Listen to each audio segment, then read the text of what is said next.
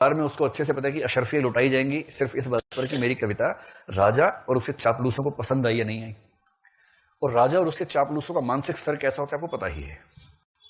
अगर आप उनको एकेडमिक कविता लिख के दिखाएंगे तो समझ नहीं पाएंगे। उन्हें चाहिए घोर लंपटपने वाली कविताएं।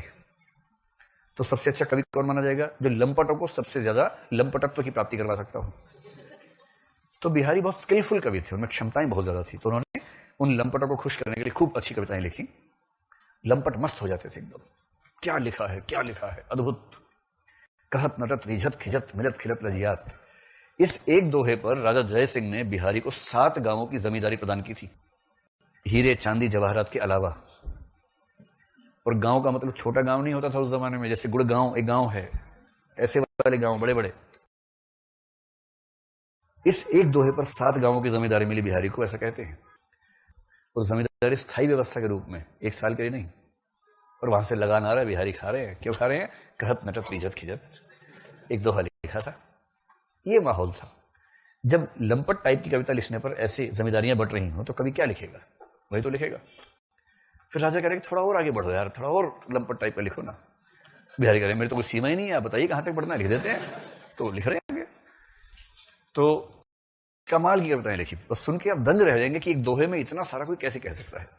जैसे एक बार राधा कृष्ण का मजाक करना है, और राधा कृष्ण को मानते भी थे, एक राधा वल्लभ संप्रदाय था, उसके फॉलोवर भी थे बिहारी लाल। लेकिन श्लेष और यमक जैसे अलंकारों का चमत्कार खूब करते थे। तो एक लिखा, चिर जीवो जोरी जिरे क्यों ना स्नेह गंभीर, को घटिए वृषभानुजा ये हलधर के वीर। सामान्य सी बात है कि राधा और कृष्ण में झगड़ा हो गया है, ठीक है। तो वो कह रहे हैं कि चिर जीवो जोरी जुरे, इनकी जोड़ी जुड़ी रहे, चिरंजीवी रहे। क्यों ना स्नेह गंभीर, इनके बीच में गंभीर किस्म का प्रेम क्यों ना हो, होगा ही होगा, क्योंकि बराबर की टक्कर के लोग हैं। और दूसरी पंक्ति, को घटी, कौन कम है इनमें से, कौन घटा हुआ है इनमें से, ये वृषभानुजा, राधा वृषभानुजा है। वृषभानुजा का मतलब वृषभानु की बेटी है, उनके पापा का नाम क्या था? वृषभानु। को घटी ये वृषभानुजा, ये हलधर के वीर। हलधर बलराम को बोलते हैं, वीर होता है भाई। आज भी पंजाब में वीर जी कहते हैं भाई को, वीर मतलब भाई, कोई कम छोड़ना है। वृषभानु नामक महान व्यक्ति की बेटी ये है, और बलराम नामक महान व्यक्ति का भाई ये है। राजा ने कहा बिहारी को समझ नहीं आया यार, मजा नहीं आ रहा है, अशरफी लेके बैठो, कुछ मजा है तो फेंको तुम्हारी तरफ। बिहारी ने कहा इसमें श्लेष अलंकार है। श्लेष का मतलब एक ही वर्ड के 2 मीनिंग होते हैं। बोले समझाओ। बोले देखो, को घटिए वृषभानुजा, वृषभानु प्लस जा नहीं है, वृषभ प्लस अनुजा है, बैल की छोटी बहन है ये। वे हलधर के वीर, हलधर मतलब बैल, ये बैल का भाई है, दोनों बैल हैं। इन बैलों में झगड़ा ठीक से नहीं होगा, प्यार ठीक से नहीं होगा, तो किस में होगा? देखिए, एक दोहे में कमाल कर दिया। इस तरह का खेल चलता था उस दौर में। तो बिहारी का शिल्प कमाल का है। ऐसा शिल्प पूरे हिंदी साहित्य में अगर किसी की टक्कर है तो एक देव नाम के कवि हुए, वो भी लंपटत्व में उतने ही माहिर थे, उसी काल के थे, उसी समय के थे, वैसी कविताएं लिखते थे। भरी रही भनक भनक तार तानने की, झनक झनकता में चोरी चोरी ने की, ऐसी कविताएं कि ध्वनियों से ही आपका मन करे, छन छनन छनन जैसे होता है ना, उस तरह का, इसको ध्वन्यात्मकता कहते हैं। उससे भरी कविताएं, कमाल की कविताएं लिखते थे। पर दोनों को समाज कहां जा रहा है? भाड़ में जाए। नायक कहां जा रहा है? ये देखो, आज किसी घर में घुसा, ये देखो, बाकी से मतलब नहीं। नायिका के सौंदर्य पर ऐसा ऐसा लिख देंगे कि लोग दंग रह जाएंगे। अंग अंग नग जगमगती दीप सिखासी देह, दिया बुझाए हुए रहो बड़ो उजेरो गेह। कि नायिका का अंग अंग जगमगाता है, सौंदर्य, चमक मतलब गोरा रंग ऐसा है। दीप सिखासी देह, देह जो है दीपक की लौ जैसी चमकदार देह है। दिया बुझाए हुए रहो, दिया बुझा ही दो उसके घर के पास जाके, बड़ो उजेरो गेह, क्योंकि घर में वैसी चमक रहती है।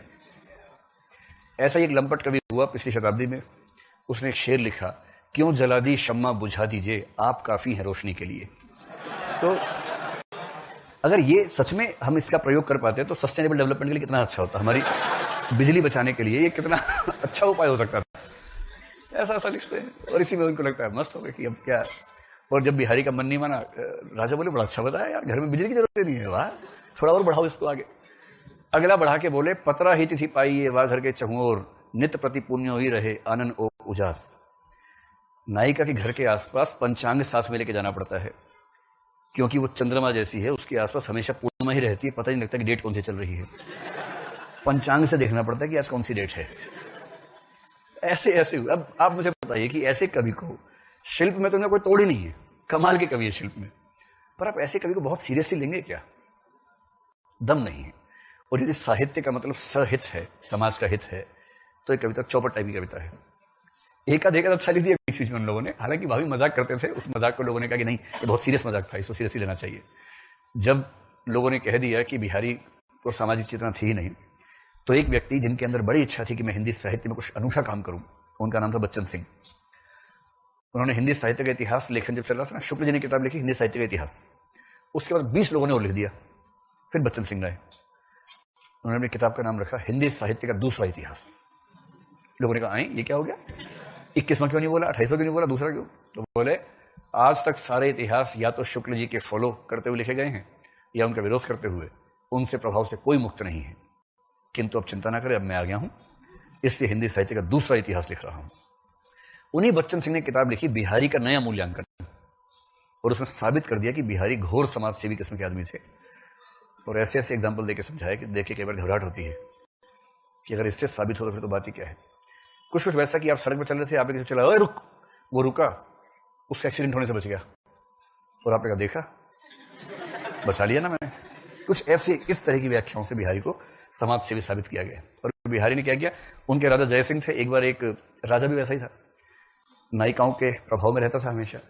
एक बार एक बहुत कम उम्र की नायिका के प्रभाव में ऐसा फंसा, मतलब ये तो बाल शोषण का आरोप लगना चाहिए था बेसिकली।